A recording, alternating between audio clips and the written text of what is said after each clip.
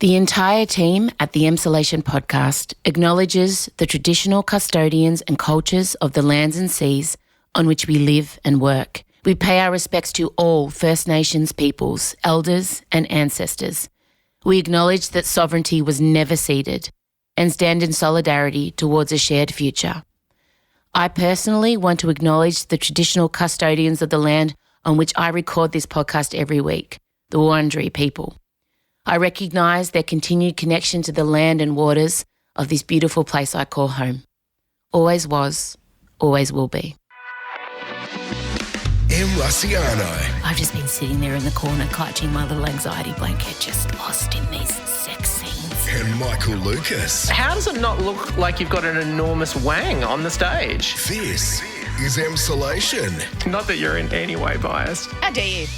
How dare you point out exactly what I am? You're in Emsolation. Well, hello there and welcome to Emsolation. My name is Em Rossiano. I'm a writer, a singer, a stand-up comedian, a maximalist power queen, a neurodivergent magic brain. And together with my best friend since I was 11, screenwriter and podcaster, Mr. Michael Lucas, I bring you this podcast every Thursday at 6 a.m, only on Spotify. If you are listening right now in the 6 o'clock hour, I love that you do that fresh. I know a lot of you do. I know a lot of you wait and you get up and you do your morning huffy puffy, or you're driving to work, or you're coming home from work, whatever the case. I love that you get in fresh. And if you're here a week late, that's fine too. I'll take you all. Well, it's a sad old time for those of us who are over 35, who are gay men, who are anyone who's Australian with a soul. We lost a great, we lost a good one. Dame Olivia Newton-John passed away at 73 from a long, long and hard-fought battle with breast cancer. She had cancer for over 30 years off and on, and in that time became a huge advocate for people with cancer, especially breast cancer. She built her wellness centre. She has raised so much money and provided so much relief and education and advocacy for people. And, you know, most people who get cancer understandably just want to focus on themselves and getting well, but she didn't do that. She turned the light out. She also obviously gave us Grease and Xanadu and A Mum for Christmas and the Let's Get Physical film clip, and just so many incredible moments that, going back through them now this week, I cannot believe happened in a lot of cases. She had a huge effect on me as a kid. I first saw her obviously as Sandy in Grease, and from that moment on, the love affair between Olivia Newton-John and Em Rossiano started. And then straight after Grease, my auntie showed me Xanadu. Can you imagine? And then straight after that, I saw A Mum for Christmas.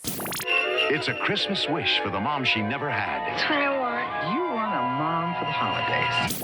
So it was just, she imprinted on me. You know how like when wolves imprint on humans, like if you've seen Twilight, you know exactly what I'm talking about. That happened with me and Olivia Newton-John. I got to meet her on 3 separate occasions. All 3, you know, they say never meet your heroes. Well, I can tell you, she, above and beyond what I hoped. She had a magical aura. She had this sparkly cloud around her and like light. Every time I would be in her presence, I could see little pinpricks of light shooting out from her skin, which I now know is a quirk of my brain, but I still think it was real. I met her first when I went to see Xanadu the musical. My friend Christy Whelan Brown starred as Kira, and she was there for opening night. Of course she was. How supportive. And I got to meet her afterwards, and I may have burst into tears. I had a few white warns. And she was so gracious and lovely. And I think I even broke into Xanadu. I think I just started singing Xanadu and Olivia joined in. The same thing happened to my dad. When I introduced my dad to Lionel Richie, I was interviewing Lionel Richie and I said, Lionel, do you mind if I ring Dad? And he's like, no, of course not. And I rang my dad and I said, Dad, Lionel Richie's here. And instead of saying hello, Vincey just started singing Young Girls Are My Weakness, which is a song that Lionel sung, which Kate Sobrano obviously sung about young boys. But that's just, must be, maybe it's a genetic quirk. I don't know. But I did the same thing. I was like, a place. And she sang along. The second time I met her was an interview that many of you have seen with her and John Peter Farnham. They were doing their Christmas album and we got to interview them down the line. We weren't in the same room, which is probably best for John. I spent the entirety of that interview barely acknowledging Olivia's existence. I mean, Olivia, I love you too. Obviously, let's get physicals where I wear leotards when I do stand-up comedy. I love you. And it haunted me. It truly haunted me. When she left, I said to my producers, did I even speak to Livvy? Did I even acknowledge her? And then the third time was in 2020 on the project. She was in town supporting Chloe, her daughter, on Dancing with the Stars. And I got to sit opposite her for 10 minutes and I got to speak to her and I made her laugh. Your Majesty, National Treasure, Olivia Newton-John. First of all, I owe you an apology. A couple of years ago, I interviewed you and John Peter Farnham, and my obsession with him is only rivaled by my obsession with you. And I ignored you for 20 minutes and just spoke to him. I've thought about it every day since. I'm so sorry. And then we chatted afterwards and she held both my hands and I said to her, thank you for being just so magic. And she must get that all the time. But I don't know, during that interview with her, she spoke about how she'd stopped treatment and how she was just trying to live a happy life and have no pain. Well, all I can know is that my last MRI, which is an exam where they look inside, things are shrinking, going away, or staying the same, and I'm living well with it and feeling great. And all of us got the sense that that kind of meant that, you know, she'd accepted that cancer was going to probably be the thing to take her out and she didn't want to put any more chemicals into her body, and we all kind of felt like that was her way of maybe even starting to say goodbye. So I don't know, I just felt this need to thank her while I had the chance to, because I didn't know that I'd ever get another chance. I mean, she's Olivia Newton-John and she lives in California. It's like someone I would call up, but I had been given 3 chances to tell her how much she meant to me. So I did that, and I'm so glad I did that. She looked me in the eye and she laughed and she said, "You're welcome," and she had the most musical laugh. So I'm glad she's not suffering anymore. I know she was surrounded by friends and family. She fought so hard. She did so much good. She brought so much joy to the world. I'm so grateful that she was here and that we had her. I know a lot of you were upset and affected, and I really was, and I always feel weird about celebrity deaths. How sad should we feel? We didn't know them. I felt this way when Robin Williams died as well. It's just trying to process, I don't know this person, like they don't know me. Why do I feel so much grief? But I think with Robin, certainly his brain, the way he functioned and how fast he was, and this was before I was diagnosed with anything, it made sense to me.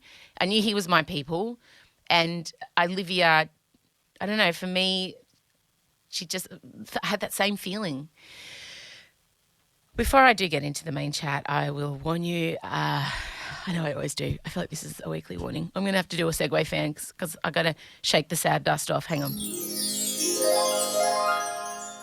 We talk about Olivia first, and it's a happy memories chat. I tried to keep it light because I knew I was going to do this intro, so I wanted to come out of you and I talking about Olivia in a sentimental way into just some great facts. And I don't know, I didn't want you to feel like I was being disrespectful, but I did feel the need to have some happy memories around it. And then we talk about Beyonce's released a Vogue remix of her song You Won't Break My Soul, which obviously Michael had to do the screaming goat noise too. And then we finish on something that may have scarred my daughter for life. I have a thing called, no, wait, I'm going to wait. Just know that it's something I've never spoken about on stage. It happens to me when I'm being intimate with someone. And I thought I was the only person in the world it happened to, but Michael found a tweet and sent it to me and rocked my world, truly. Because this thing that I thought was only mine is a thing. And my daughter had to sit through the entire chat. But she was great. She was great. All right. In we go. Thanks for being here. Still sad. I'm going to try the dust again. Play the music.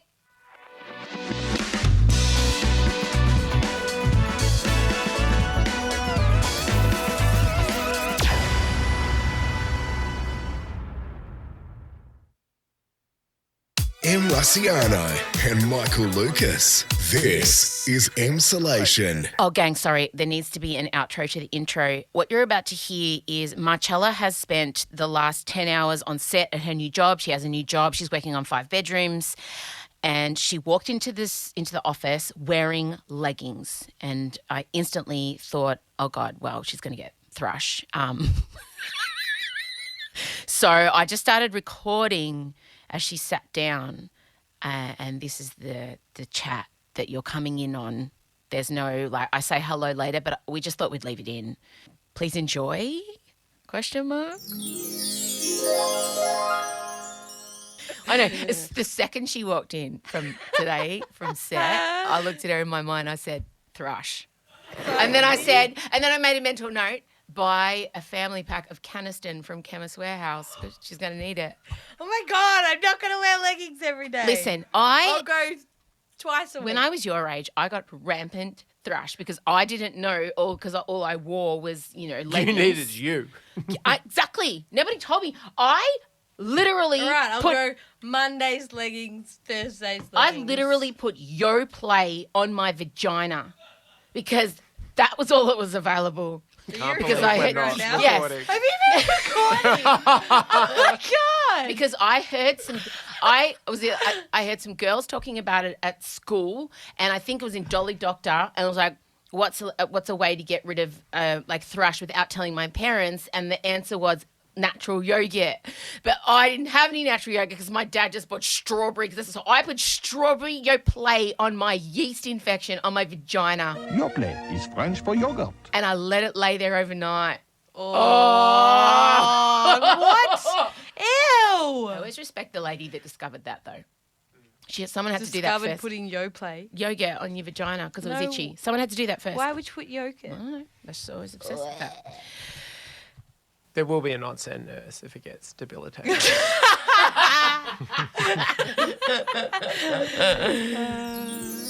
Oh my God. Hello, everybody.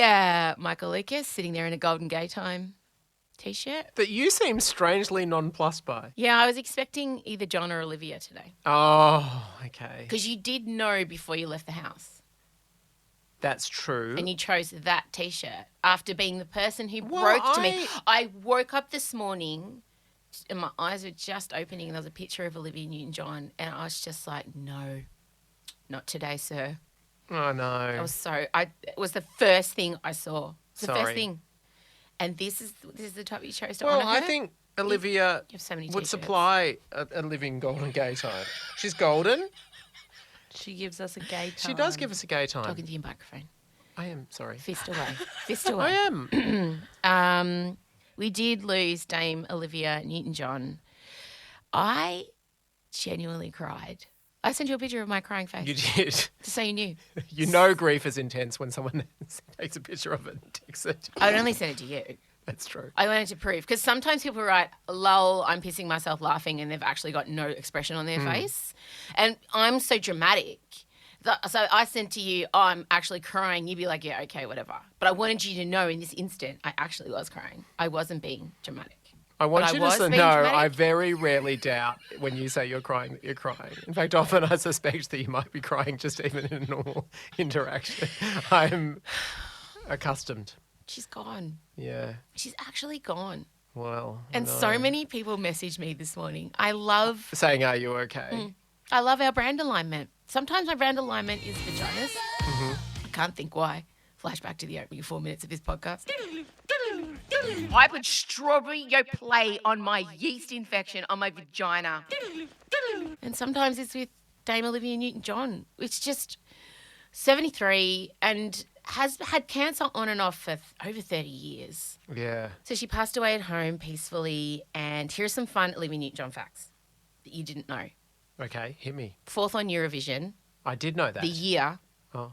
ABBA ABBA won with won. Waterloo. Yeah. What a Well, year! yeah. If you have That's to lose to wild. anyone, Do you think that's why we never speak about it because it's all about Waterloo? her Eurovision Yes. performance, didn't she represent England, the UK? UK, Yes. of course. She was born there, though. She was. Don't talk about it. Doesn't matter. No, I think it's necessary for us as a country to deny that information. Like Russell Crowe was born somewhere else. We don't want to know. Oh, no, they can have him back. That was New Zealand.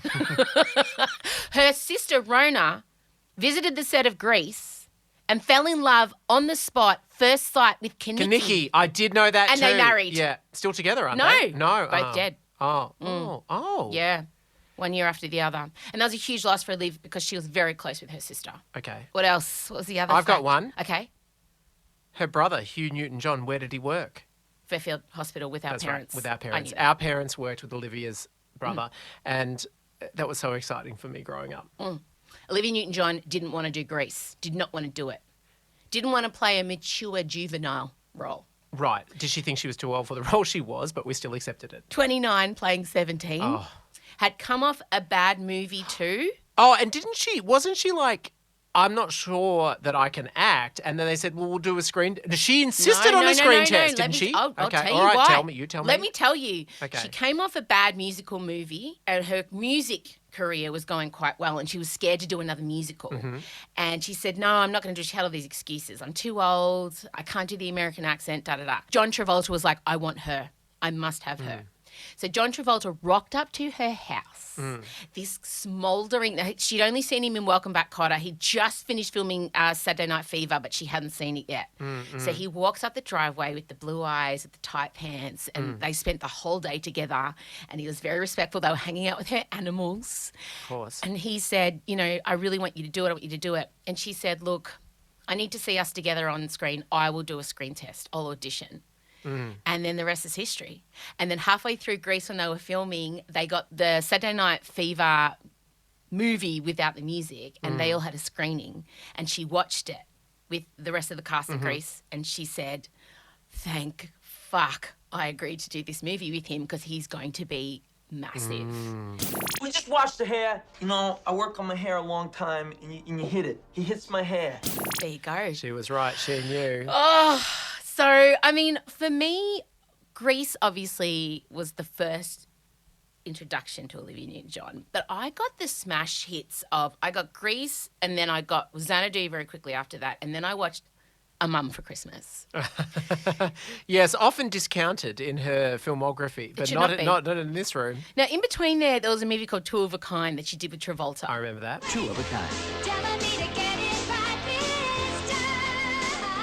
Do you remember the premise of that movie? It was supernatural, wasn't it? Like what?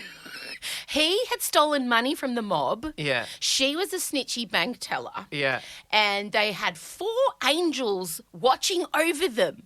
Right. It's complicated. So bad. There's a lot going on. They didn't recapture the famous chemistry of Grease. No. But then she moved on to A Mum for Christmas. Yeah. And, well, I'll go back to Xanadu first. So that opening scene, I remember this is Gene Kelly's last movie. Gene Kelly was in Xanadu. That's something I forget. Do you forget that? I think so. Well, because for me, there is no greater icon than ONJ herself. So No. But that was his final movie, the last one. And I remember sitting there watching it. I think I was with my Auntie Rachel. And that opening scene is bonkers. It's a skate group number with Gene Kelly leading the pack on roller skates. And then she appears as Kira, a.k.a. Tipsickery. I had to write it down because I never knew how to say it as a kid. But she was actually one of the muses, one of the Greek muses. And Gene Kelly says roller skating. And there was no storyline. Because, there was no storyline, they never actually wrote a script. oh, why would you? They kind of had the framework and ELO wrote the songs. And she said, we were literally, this is all in her autobiography, they were making it up on set. How amazing. Imagine going into a movie with just a little bit of a script and some fucking killer Look, songs. As a committed screenwriter, I support this. They had ONJ on roller skates. They knew that was all they needed. Oh my God. And she had to learn to roller skate. And Chloe revealed in the interview that we did actually that she broke her coccyx bone very early into the film and had to sit on like a hemorrhoid cushion the whole time in between takes because she'd never roller skated before until Xanadu. Oh, my God. Wild. What a woman. Oh my God. I love that movie so much. But I just want to take you to, what do you remember of A Mum for Christmas? I have a very vivid memory. Like she, in my mind, in A Mum for Christmas, she was somehow like, I remember her being a mannequin brought to life or some sort of mum bought in a store.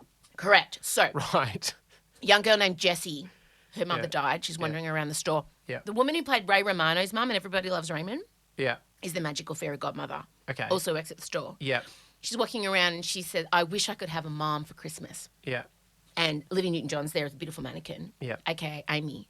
And Ray Romano's mum hears this. And then during the night, she taps Olivia Newton-John on the nose, aka Amy, and she comes to life. And just at that moment in time, Jessie and her father are at home and he's thinking about placing an ad for a nanny. Thinking about it, but doesn't actually. But then there's a knock on the door.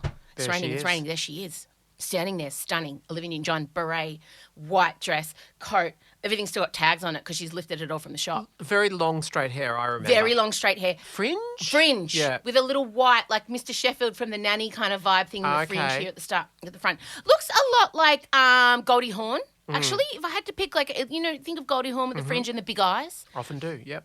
She comes in and the ad's never got placed like Mary Poppins, like it just didn't happen. But she's here to do the childcare in exchange for room and board with the hot widower and his little girl. But Jessie can only have her for Christmas unless some other mitigating circumstances. But I remember watching this thinking, fucking hell, fuck Die Hard. Come out to the coast, we'll get together, have a few laughs. This is the best Christmas movie of all time. Have you watched it recently? I did start watching it on YouTube before and I just wanted to sit and do it. And as Chella did point out, it did look like a lot of that on the end. Are you okay over there? Has the thrush got to your brain? Yeah, I gotta be honest, I really zoned out there. I'm going to make you watch a Mum for Christmas just for that. Great, can't wait. I feel weird when I see people post, their one photo with celebrities when they die, right? I hate it. Until this morning. I just think there are a few exceptions. What I love about the picture that you post is your face is so intense.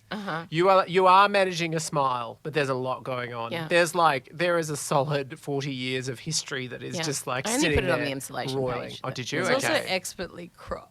Oh, yeah, cropped Chloe out. Definitely cropped. Oh, brutal. I feel like she'd be used to that. If Olivia Newton-John's your mum and you two are walking down the street and someone comes over and says, can I have a photo? How many photos do you reckon she's been cropped they're out not- of today? They're not asking for a Chloe Latanzi photo, I'll tell you right now. No, but I posted that on the Insulation because the Insulators will forgive me for that photo. On my actual page where people are much meaner, it was just a video. Okay, fair enough. I did not put that photo. It was a video of your interview with her. Yeah, her and Chloe. But I know, I always judge people when someone dies. I'm like, oh, who's going to be the first person to post their bloody selfie? Oh, here we go. Oh, like clockwork, they start rolling in. Today, I was. You were that person. But ONJ, she demanded it. But I met her 3 times. And she remembered the job. Like, it was okay. Like, Olivia would have been okay with me doing that. I'm very sure. I have no doubt. Let's get physical so before it's time. Iconic. Right? Do you remember what happens at the very end of the film clip? I remember, is it a bit gay? Not even a bit, a lot. Yeah. 2 men walk off holding hands. Oh, my God, she was ahead of her time. She was. Hi, gay. Hi, gay. And she looks a lot like Princess Di. Why did no one ever think about that? They had the very similar hairstyles. She did. She was a good-looking lady. Did you see the main event? Her and Anthony Warlow and John Farnham? Yes, of course. I think you're lying. Why do I think that? You don't want Farnham diluted. That's why. You want just full Farnham. Yeah, I didn't. I can't. Okay, I told my mum to say that. Hi, I gay. also was sex educated because of Olivia Newton-John. You were? I told my mum to say that. I was sex educated because of her. What do you mean? Tell me. The exact moment of my sex education came from Greece. And it came from the lyric, in Summer Nights there's a lyric where they go, did she put up a fight? And That's coercion. Yes, exactly. It was weird. And I was really confused by that line. And I said, what put up a fight? What about? And Mum went, well, about going to bed with him. And in my mind, I'm like, why would you put up a fight about that? You just lie in the bed, go to sleep, whatever. And then she's like, well, to make love to him. And I'm like, what? And my mum was like, this is okay. This is it. Your sex talks Genesis origin story is Greece. Totally. Hi, gay. Yeah, absolutely. And I still remember my mum. Tell me how she explained it. Well, You be Joe. it's very important. Do Joe's voice. What I do remember is that she was cleaning up the kitchen and doing the dishes, and she stayed very focused On on that Homestead Road? while she was explaining this. Yes. Okay, so it was sort of like a log cabin. lacquered wooden bench as she cleaned up and sort of said, well, about going to bed. But I remember that she explained it all to me, but the thing that she left out with the crucial detail, she didn't explain what an erection was. And so it was all like, she was very like, the man inserts his penis in the woman's vagina. So you imagine him just trying to stuff in a Basically. flaccid, like, sausage with no skin, just trying to... Yeah, so we had to have a supplementary discussion about that. The erection. Yeah. And did she talk to you about orgasms? No, So it she was left out the very erection, confusing. the two best bits. Yeah. She basically said penis goes in vagina and then there's sperm and then like it hits an egg and then you get a baby. And she also like I was also Your very mum's a nurse. I know. She also I thought the woman like basically shat out the baby. Like there was a lot. There was I sense she just wanted to get through this. I was also very young. She started very early. How old? I think I was about like 6 or 7, like pretty young. Jenny just put in the VHS of Where Do I Come From and left. So let's start at the very beginning. The first thing to know is that babies are made by grown-ups. One of them has to be a woman and the other a man. Well, that might have been better. Chella, honestly. when did I tell you about sex? Do you remember? We were in a car. You were trying to get out, remember? And I had to lock the doors. Don't blame me. No, I remember you trying to force Kaz cookbooks on me. Yeah. But I knew about sex before that. I don't know when I first... I feel like maybe it wasn't you. What? How dare? What? What do you mean? Well, like the internet was a thing and all my friends I and haven't had the stuff. sex talk with Odie. You don't need to. I think I should. I think I she think you probably just want knows. to. I do love the sex talk. I'm really good at it. Maybe... She definitely... What she's would you seen say? Game of Thrones. How do you sum She it up? has to go. Oh, God, if that's what you think sex is, we're in a bit of trouble. Do you not remember me? Like Sex Education, she's watched that. I vividly remember locking you in the car and you were trying to get out and we were talking about how you were allowed to touch your body but no one else could without your permission. Do you remember that conversation, the consent conversation? No. I had to wait till we were travelling at high speeds to have all my conversations with this one. She already knew, it turns out.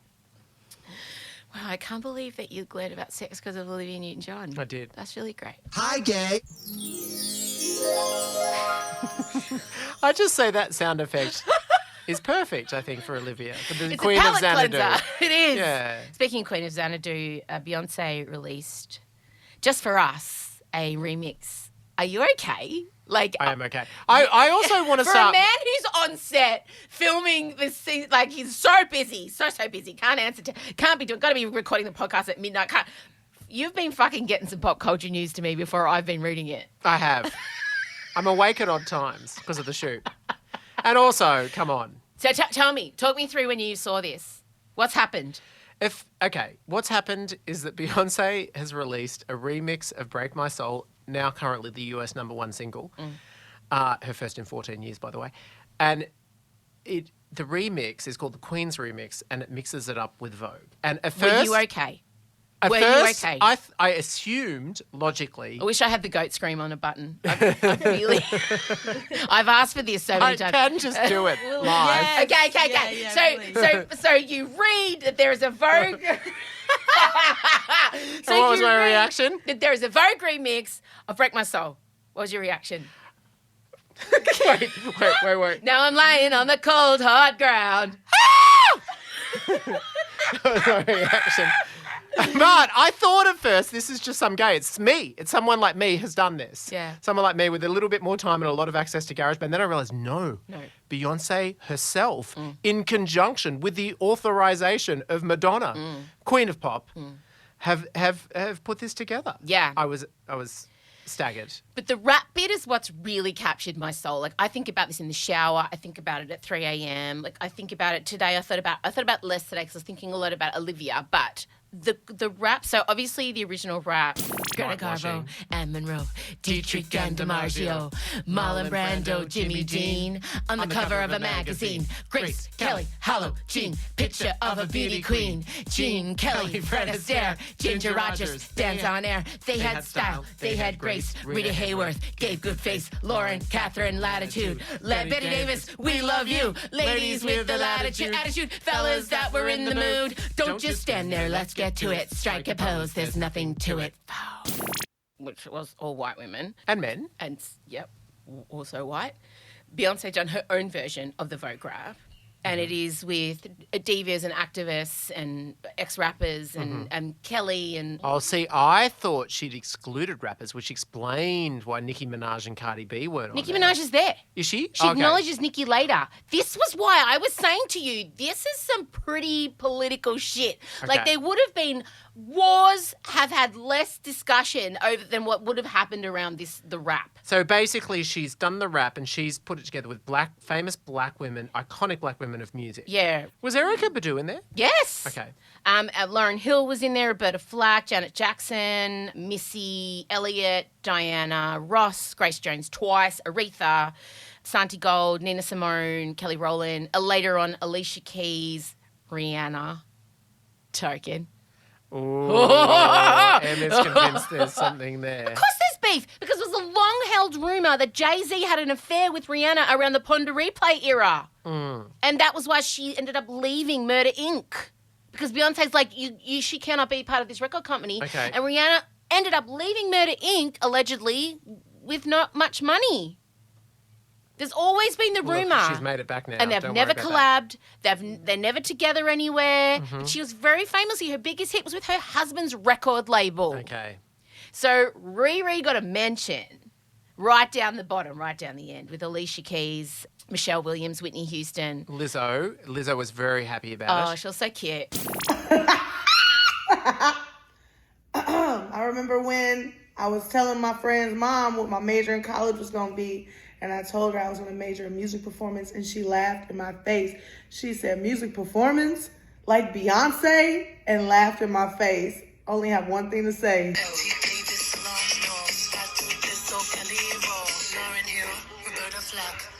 Bye! Nicki Minaj and a liar. No Cardi B, no Megan Thee Stallion, no Mariah Carey. Well, Megan Thee Stallion, she was on that track, Savage, right? Where's Gaga? Gaga's white. Yeah, but... Come on. Madonna's in the song. She's Yeah. white. You said no Shaka Khan either. No Shaka Khan. That is full on. Is Donna Summer there? Yeah. Okay. Oh, did she say Donna? Well, she samples her on the album. She does not mention Donna Summer. And also Robin, who sang Show Me Love, which she also samples. But maybe she thinks the samples... Kaylee's didn't get a mention. Well, that's not surprising. Oh, that's kicked off so much. The Beehive has tried to destroy Kaylee's and Kaylee's. Brandy. No, Brandy. It's just interesting that she's bothered. It's kind of exclusion by not really meaning to, but... And she said Grace Jones twice. She could have fit someone in there. But it's an interesting choice to make, to single out some women and not others. Because there's so many. I'm surprised she did that. It's a bit high school-y. Yeah. And I always thought that she was a bit beyond that. Don't you think? Yeah. And Mariah is like, you said Grace Jones twice. I know. Couldn't you have just said Mimi once? But you'd have to assume... Why not Mariah? Well, because... Come on. Maybe she's... She was Beyonce. She was the first Beyonce. Her and Whitney were like, they lay the path for Beyonce's career. I know. Look, you were in trouble when you start composing a list. I agree. That's why it's wild that she's done it. Anyway, you're saying the album's grown on you. Okay, yes, I know. I feel like I have to officially recant because it's really troubled me this past week. Yeah, you said that. You wanted to do an emergency podcast broadcast. I did. And I said, I've no, just you been can feeling wait. terrible. Because I think I said my final score was 3.75. Yeah. I'm shocked. I think it's at least a 4. Wait. So you wanted to do a whole new recording. I'm going to say, I'm to now take going it to say, 4? I'm going to say, because you know what it is, and I've really thought about it.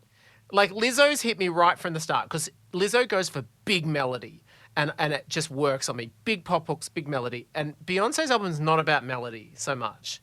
But tell you what, those rhymes and lyrics she's got going and the mixing from song into song, it's really got under my skin.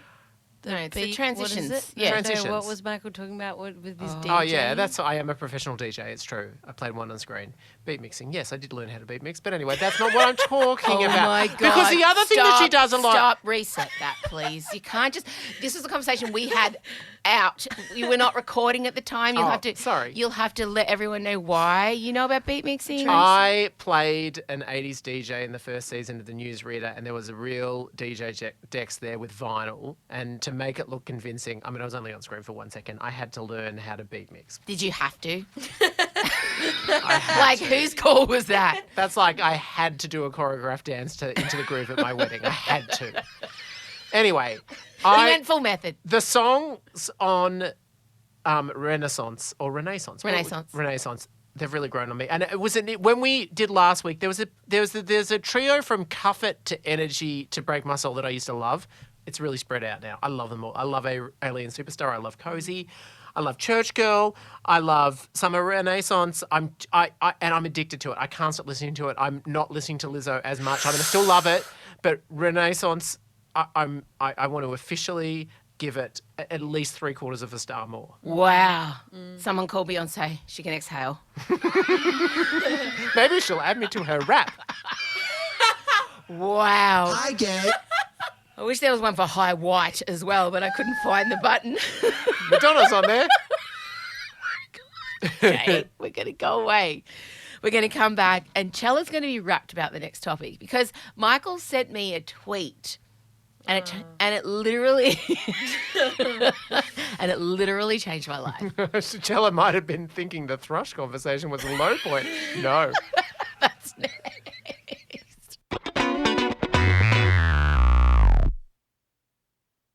M. Russiano and Michael Lucas. This is Emsolation. Right. You... Because he's so busy on set. Like, he's so busy, he's got no time in his life. He's just fucking, God, I am flat out.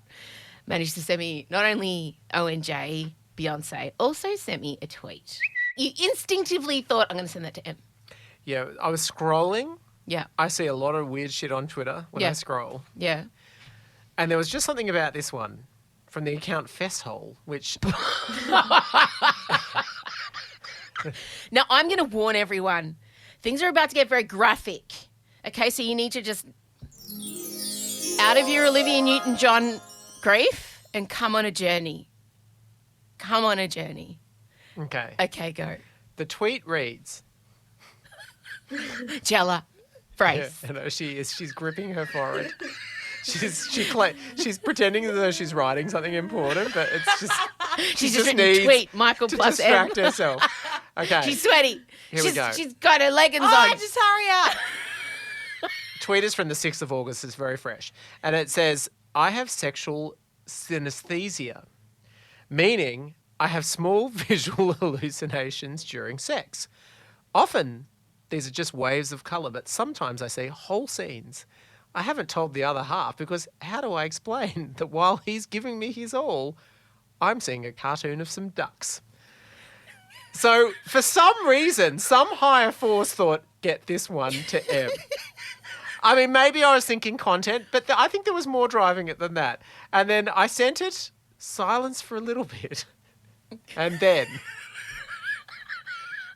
And then I read it, and then I just felt like a spotlight got switched on me. I felt like, I don't know, like the most nichest corner, weirdest thing that is like, and I would never speak it out loud. Why would I ever speak this out loud? And I speak everything out loud. And I'm like, and I text you back in capital letters, oh my God, Michael, I just had to sit down. And I did sit down. I didn't take a photo, but I did sit down. This happens to me.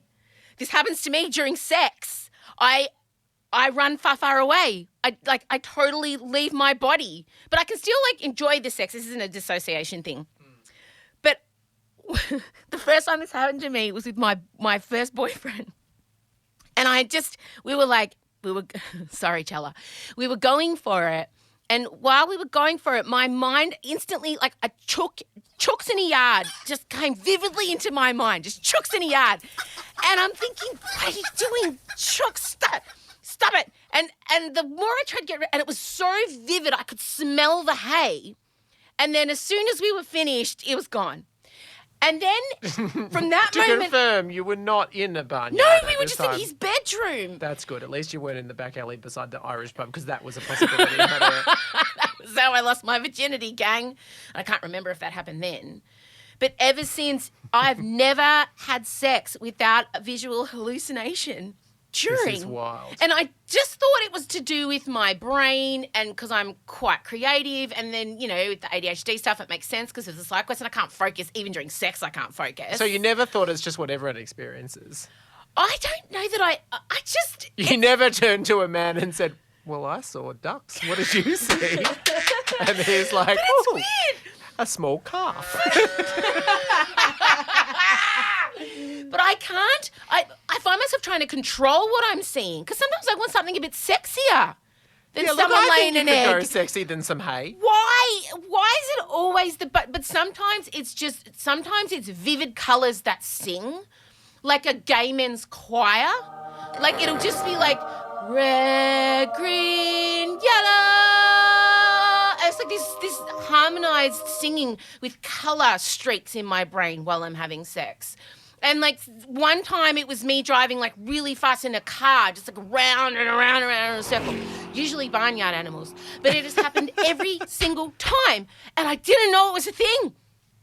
Like, what do you think about during sex? Are you there?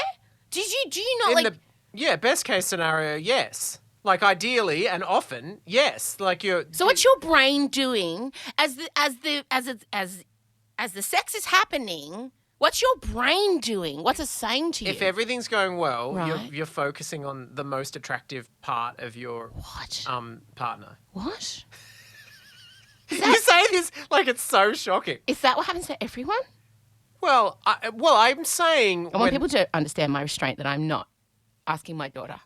When everything is that. She just leant away from the microphone. Yeah. I did sing a whole song about how okay. Yeah, look. So I was just palate cleansing that thought. Yeah, go. Right. I suspect that most people would say there are times where you have to draw on some sort of, When you say you're looking at the most attractive aspect of the person you're having, what look, do you mean? I don't think it's appropriate you're looking to cut it. Well, whatever you find, like it could be different based on different people or what different... about when you're shutting your eyes? What do you see? Not chooks. It's true. I can't recall a time I have ever been close to orgasm and it's been propelled by seeing chicken. Oh, my God. This is crazy. No, you're normally thinking about either the situation you're in, the person that you're with, or another sexual situation that you've been in or something like that. What? Or would want to be in. Nah, for me, it is always a scene. Something strange. And the least sexy slice of cheese in the fridge. Really? Yeah, something like really toothpaste squeezed in the middle. Your sexual obsession with Mufasa is making a lot more sense. Has he drifted in? Nah. Okay. No. He's probably too conventionally sexy. But they're always... Everything the light touches. Oh, I'm in the light, Mufasa. But then do you ever focus on your partner? No.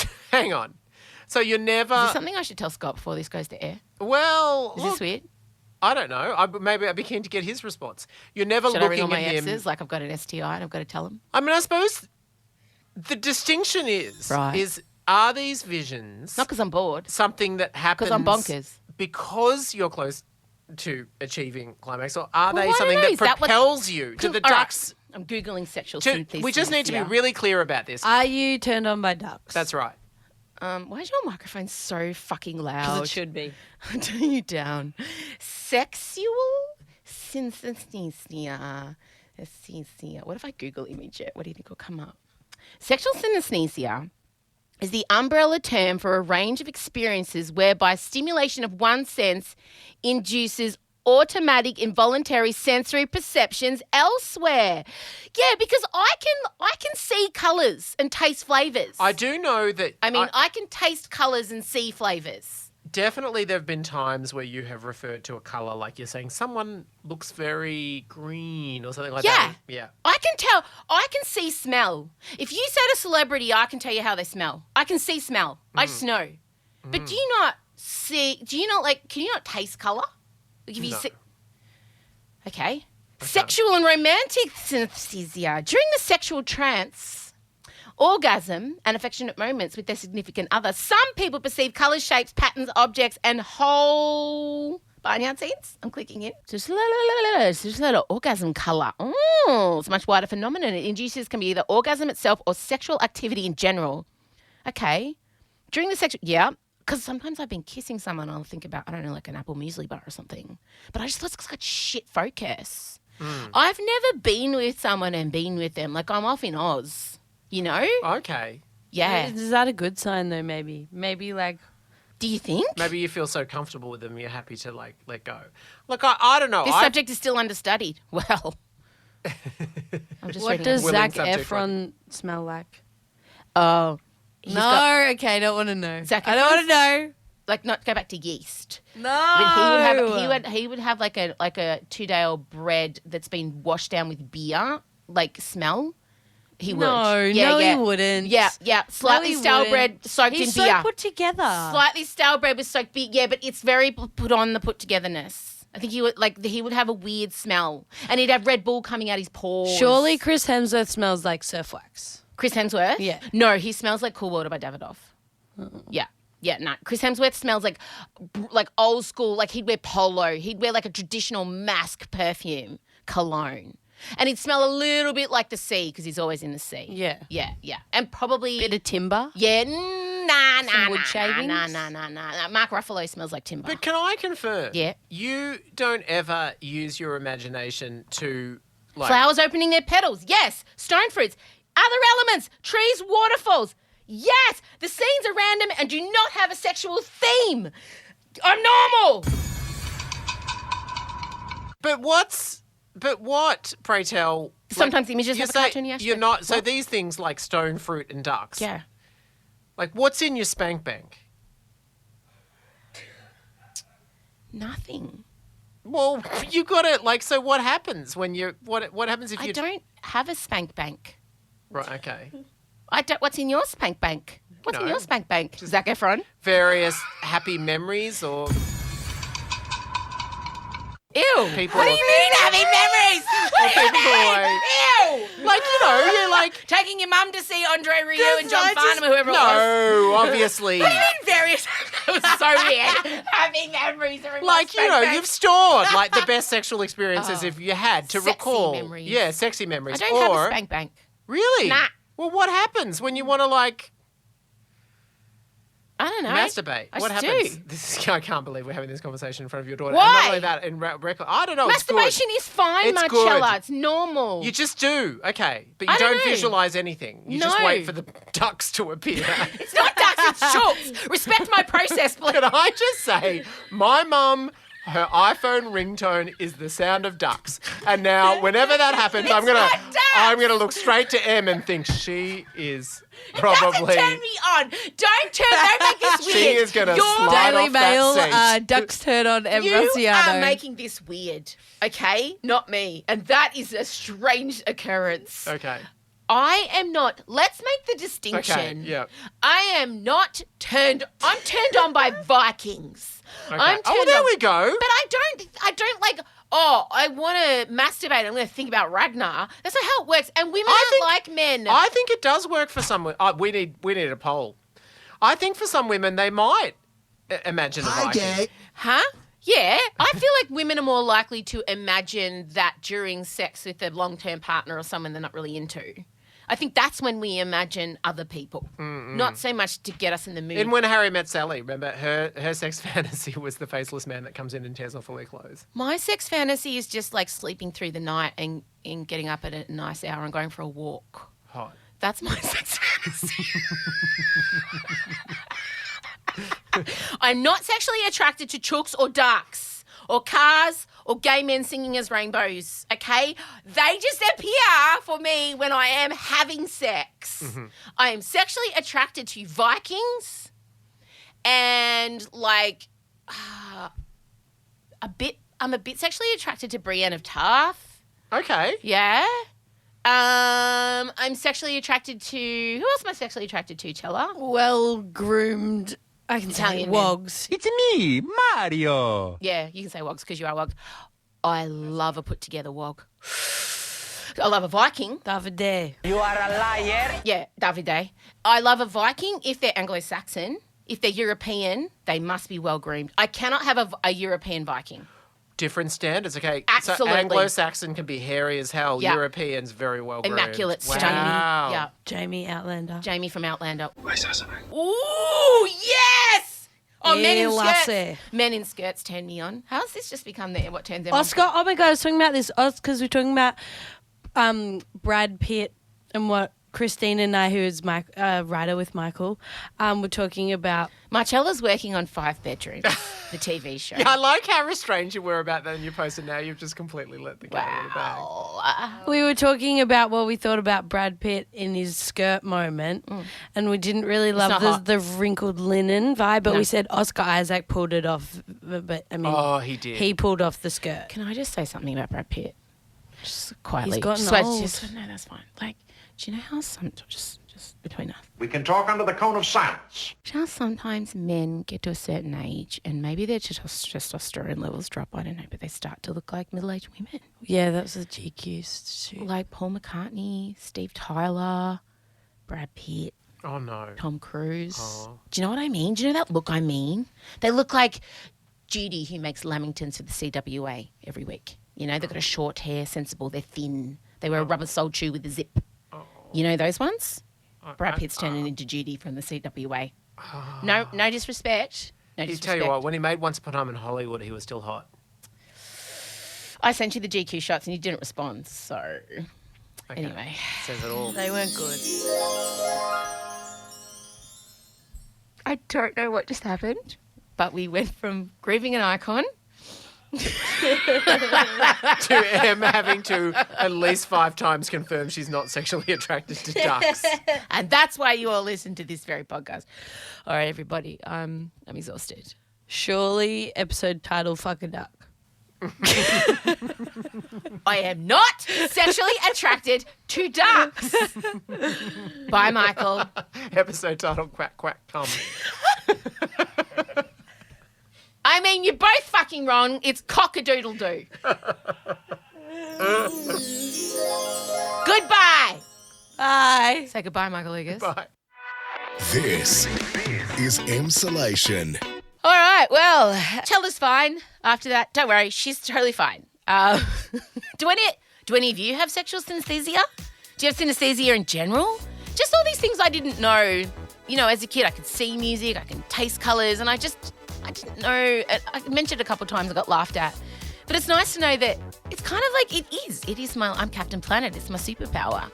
Hey, I want to let you know that tomorrow my incredible chat with psychiatrist and ADHD coach and specialist Dr. Perry Mandanis will be out. It's coming out Friday morning. First thing, it's a wonderful chat. You're going to love it. Make sure you've got your notes app open or whatever you do to take to remember things. We discuss everything from ADHD and menopause and menstruation to if you should get diagnosed at all, how you should get diagnosed, how you can support your kids. We cover everything you asked me to cover. I took all your questions and threw them at this glorious man and he answered them all. So that chat is coming out tomorrow on Spotify. You'll be able to hear it. And if you're listening to this and it's already out, you can go back and do it.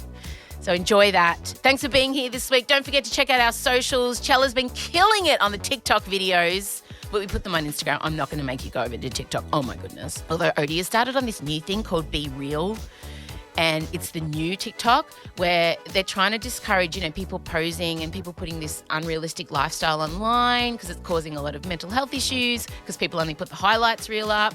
So Be Real is an app where there's like a timer set or you get an alert and the app says you have to take a photo with your front-facing camera and your back-facing camera right now, no matter what, no matter how unglamorous it is. It's just got to be everyday, be real life. And Odie's been doing this. So I keep seeing her, all of a sudden her phone will ping and she's on a mad dash to not be sitting on the toilet. So I think I'm going to investigate it. I love to get involved in a new social media trend and it sounds like there's very little effort involved. TikTok is a lot. But for me, Be Real, if I just have to take a photo of where I am front and back camera, I can do that. I like that. Don't worry about that. Go to our Instagram @Emsolation Podcast. Make sure you're on board for the newsletter and just do all the things to be a part of this wonderful community. The Facebook group as well, always great. Have a fantastic week ahead. Hang on a minute. I said the wrong thing. The episode's not coming out Friday. It's coming out Monday. I hope you hung around. Dr. Perry is coming out on Monday, not tomorrow, not Friday. Wow. Even the outro's a roller coaster today. I'm not going to go back and do it because I can't. Because Elio's here at the studio. It's a whole thing. The ADHD special Emsolation conversation is coming out Monday morning. Okay? I don't even know what date that is. Monday the 11, 12, 13, 14, Monday the 15th of August. Okay?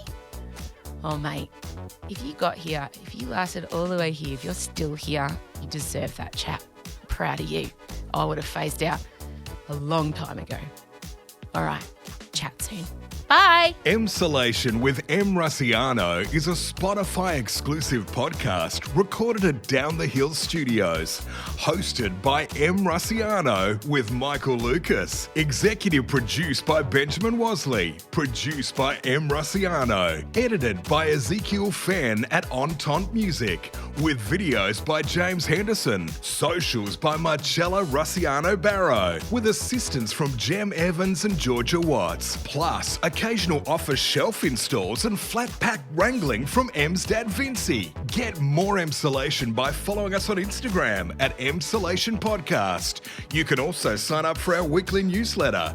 Join other Emsolators at the Emsolation group on Facebook. The answer is Harry Styles. And please take the time to share this podcast with a friend and make sure you're following us on the Spotify app by hitting the follow button. Thanks again for taking time out to listen to this week's episode, and we look forward to chatting with you again soon.